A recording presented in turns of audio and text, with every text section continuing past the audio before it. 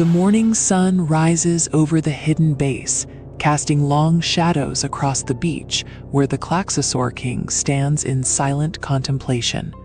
For the first time in millions of years, he watches the dawn, reflecting on a world that has changed beyond recognition during his long slumber. Behind him, the mechanical hum of repairs continues as humanity prepares for a war that spans the stars. The world has changed so much since I last closed my eyes, yet the scent of the wind and the warmth of the sun remain the same. These humans are fragile, yet they possess a spark that reminds me of those who fought alongside us long ago. It is strange to see the surface again, knowing the true battle is only just beginning. Look at the holographic map, Ren. According to the ancient data recovered by Dr. Franxx, these 4 golden symbols represent the ancient relics. Each one contains an unfathomable amount of energy from the planet's core, scattered across the galaxy for protection. If VIRM obtains even one of them, they will have the power to rewrite the laws of existence. You're saying these aren't just weapons, but keys to the balance of the universe itself. It feels like a lot to put on our shoulders, especially since we just barely survived the last encounter. But if these relics are the only thing stopping Verm from total domination, we don't really have a choice, do we? They are not merely tools of war, boy. They are the essence of the stars, forged to protect the cycle of life from the eternal hunger of the Verm. You must understand that your journey will test your heart more than your pilot skills. The relics do not respond to power. They respond to the resonance of the soul. Suddenly, a piercing alarm echoes through the command center as one of the golden symbols begins to flash violently. The sensors have detected a massive energy surge from a distant system, indicating that a relic has finally awakened. The first target is planet Elysia, a world surrounded by crystalline rings and ancient history. Verm must have sensed the shift in the energy fields just like we did. If they're already moving toward the first relic, we're already behind schedule. We need to get Genesis ready and launch before their main fleet arrives at Elysia. I can feel the planet calling to me, like a faint melody in the back of my mind. Wait, we've completed the integration of the Royal Seal into Genesis's systems. The upgrade has unlocked a new capability we're calling Quantum Flight Mode, which should allow for faster-than-light travel. It uses the resonance between you two to fold space, but it will put a heavy strain on your synchronization. The machine feels different today. It's like it's breathing in sync with us. This quantum flight mode is exactly what we need if we're going to win this race across the stars. Let's get into the cockpit era. We have a universe to save and no time to lose on explanations. As the pilots board their craft, every monitor in the base suddenly flickers and dies, replaced by a wall of static. A familiar, gravelly voice begins to play through the speakers, a pre-recorded message left behind by the architect of the Franxx. Dr. Franxx appears on the screen, looking older and more tired than anyone remembered. If you are seeing this, then the Klaxosaur King has returned, and the relics are awakening. You must reach planet Elysia, for it is the resting place of the first relic, the heart of the ancient defense system.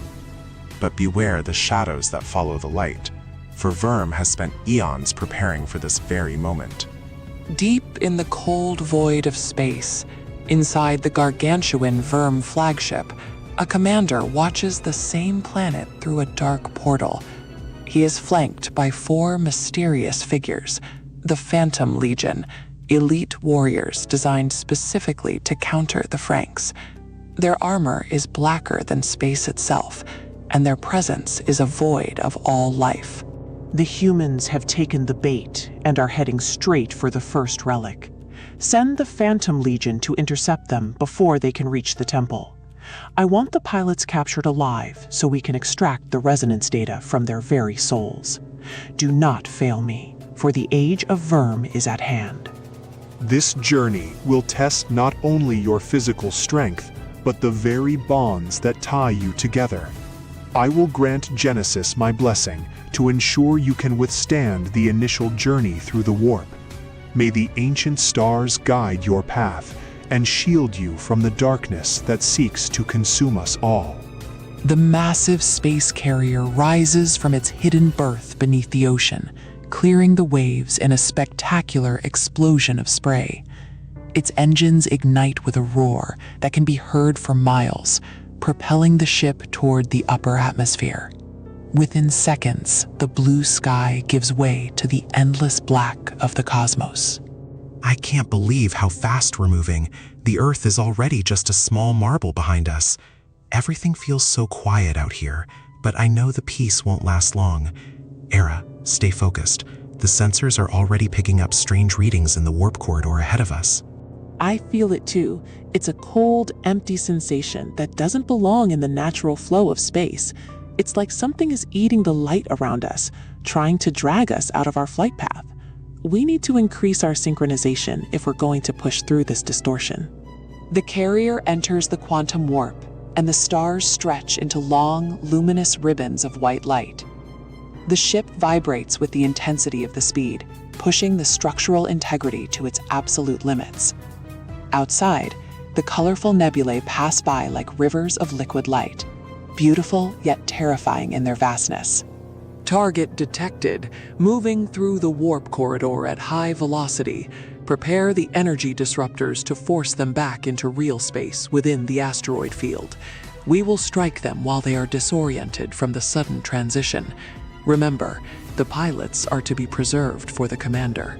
A sudden explosion of dark energy hits the carrier's flank, shattering the warp corridor and throwing the ship into chaos.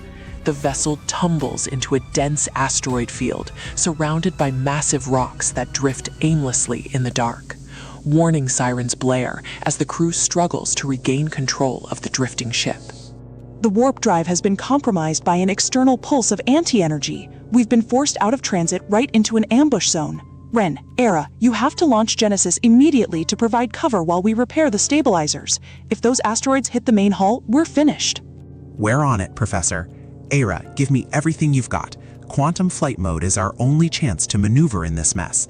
Let's show these VI arm shadows that they can't just knock us out of the sky without a fight. Genesis, move out.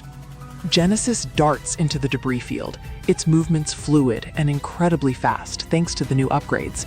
Behind the asteroids, 4 black shapes emerge, moving with predatory grace toward the vulnerable carrier. These are the Phantoms, each wielding a weapon designed to tear through Franxx armor like paper. You are brave to face us alone, little pilot, but bravery cannot bridge the gap in our power.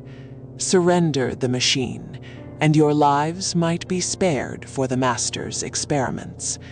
Resistance will only result in the destruction of your precious carrier and everyone inside it.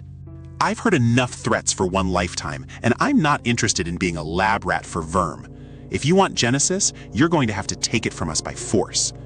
Era, focus on the spear user while I take the one with the swords. The battle erupts in the silence of space, a dance of light and shadow among the ancient stones. Genesis clashes with Phantom Alpha, their blades meeting with an explosion of sparks that illuminates the dark. Meanwhile, the other Phantoms launch a coordinated assault, using the asteroids as cover for their long-range attacks. Ren, look out above! The one with the bow is lining up a shot on our primary thrusters. I'm shifting all auxiliary power to the rear shields to compensate, but we can't take many more hits like that. We need to find a way to break their formation. As the fight intensifies, a faint, ethereal whisper begins to echo through the cockpit of Genesis. It is a voice from another time, calling out to the pilots from the surface of the planet below. The royal seal on the chest of the Franxx begins to pulse with a warm golden light that pushes back the darkness. Successors of the ancient flame, do not let the shadow of fear cloud your vision. The heart of the first world beats for you, waiting to be reclaimed. Draw upon the strength of the stars and the bond you share, for you are the bridge between the past and the future. Did you hear that, Ren? It's not just a recording. It's like the planet itself is talking to us.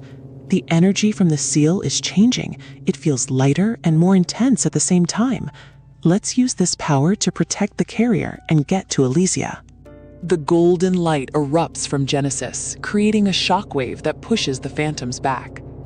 The machine's wings grow larger and more complex, manifesting as shimmering feathers of pure energy. With a sudden burst of speed, Genesis vanishes from sight, moving faster than the eye can follow. What is this? Their energy levels are off the charts, exceeding any known Franxx parameters. We need to regroup and call for backup. This is no longer a simple interception mission.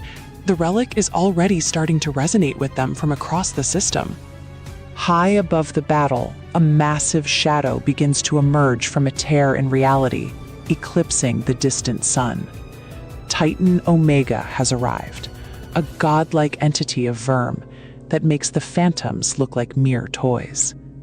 His presence alone causes the very asteroids to crumble into dust as he descends toward the conflict. That's impossible. It's Titan Omega. I thought it was only a myth from the ancient scrolls, a harbinger of the end of worlds. Ren, Era, you have to get out of there now. You can't fight that thing. It's on a completely different level of existence. So these are the children who think they can defy the will of the collective. You carry the stench of the Klaxosaurs and the fleeting hopes of a dying race. I shall crush that hope beneath my feet and harvest the energy you have so graciously brought to me. He's huge. I can't even see where his body ends. But we can't run, Professor. If we leave now, the carrier is defenseless, and Elysia will fall to Verum before we can even land. We have to stand our ground, no matter how big he is. Titan Omega flicks a single finger, sending a bolt of compressed crimson energy screaming towards Genesis. The ground of the nearby asteroids shatters from the mere pressure of the attack's passage. Genesis barely manages to raise its blades in a defensive cross, but the impact is devastating. Everything is shaking. The systems are failing. I can't keep the stabilizers active under this much pressure. Ren, we need to find a way to counterattack, or we're going to be torn apart by the next hit. Please, Genesis, give us more power. In response to their plea, the first relic on planet Elysia reacts, sending a massive pillar of golden light shooting up from the temple. The beam traverses the distance of space in an instant, striking Genesis and bathing it in the pure energy of the world. The machine's wounds heal instantly, and a third energy signature begins to emerge. I am the sentinel of the first relic, and I recognize the hearts of the true successors. You shall not fall here, for the light of Elysia is with you. I will hold back the dark tide, while you claim what is rightfully yours, among the stars. The Guardians still cling to their duty, even after all these eons of silence. It matters not. Your light is a candle against the coming storm of the verm. I will allow you to live for now, for the game is more interesting with the relics in play.